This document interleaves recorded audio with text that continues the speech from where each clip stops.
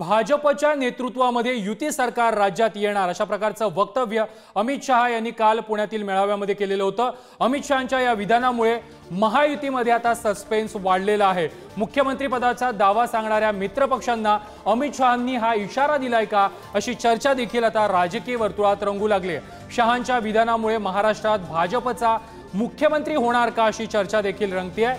अमित शहांच्या विधानामुळे नव्या चर्चेला आता तोंड फुटलेलं आहे। मैं एक ही बात करना चाहता हूं, पूरा जीवन हमारे पुरखों ने, हमारे वडीलों ने जो हमें सिखाया है वो याद करें। राष्ट्र प्रथम, मुझसे पहले मेरी पार्टी और मेरी पार्टी से पहले मेरा देश, इस सूत्र को हम आत्मसात करें। एकत्र आए, एकजुट हो, परिश्रम की पराकाष्ठा करें और सबसे प्रचंड बहुमत के साथ भारतीय जनता पार्टी के नेतृत्व में एनडीए की सरकार बनाए।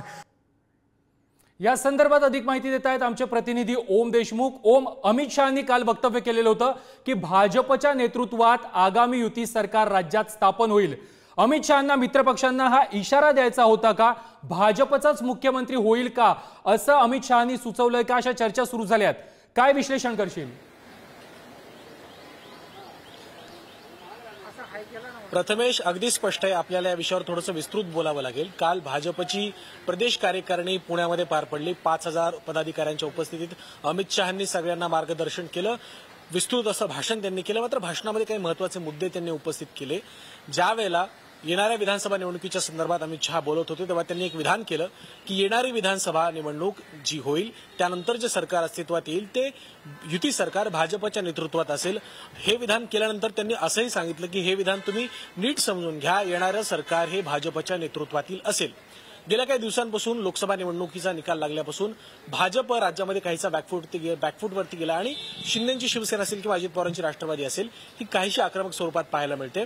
या पक्षांकडून सातत्याने मुख्यमंत्री पदाबाबत केली जाणारी विधानं असतील, एकनाथ शिंदे मुख्यमंत्री होतील ही चर्चा सातत्याने महाराष्ट्रात घडवून आणली जाते।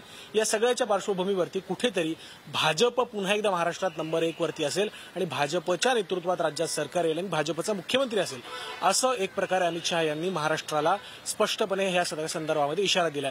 आपण पाहिलं असेल की 2 वर्षापूर्वी राज्यात जेव्हा सत्तांतर झालं भाजपच्या पाठिंब्यानं राज्यात सरकार बदललं, मात्र मुख्यमंत्री आहे जो भाजपचा होऊ शकला नव्हता तो शिवसेनेचा झाला होता। त्यावेळेला काही तत्कालीन राजकीय परिस्थितीमध्ये तडजोडी कराव्या लागल्या आणि भाजपला उपमुख्यमंत्रीपद स्वीकारावं लागलं होतं।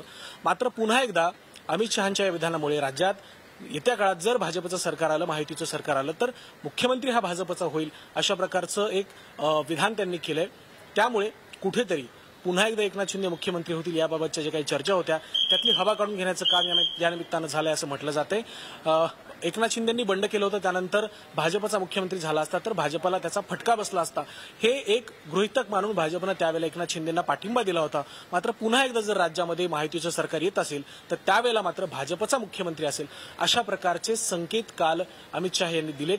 त्यांच्या भाषणामध्ये सातत्याने त्यांनी देवेंद्र फडणवीसांचा केलेला उल्लेख असेल, लाडकी बहीण योजना ही देवेंद्र फडणवीसांनी आणली। नक्कीच ओम, तुमचा मुद्दा लक्षात आलेला आहे।